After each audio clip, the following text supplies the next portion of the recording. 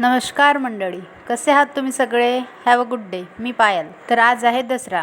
सर्वात आधी सर्वांना दसऱ्याच्या खूप खूप शुभेच्छा. तर आज सकाळी सकाळी आईने आमच्याकडे शेणाचं बनवलं होतं. आजी असताना ती बनवायची आणि आता आई पण बनवते. ते नेमकं काय आहे आणि त्यामागील कारण काही माहिती नाही. दसरा म्हटलं की आपल्याकडे असणाऱ्या सर्व वस्तूंची पूजा केलीच पाहिजे. मग मी पण आंघोळ वगैरे केली आणि रेडी झाली. आज आहे गुरुवार.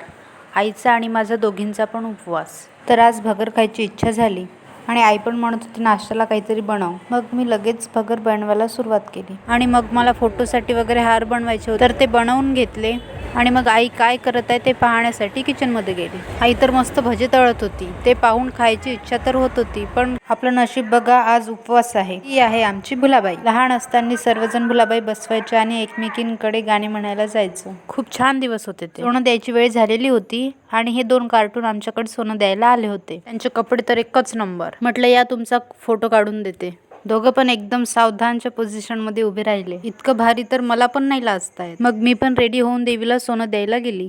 मंदिरात जाताच देवीची आरती चालू होती.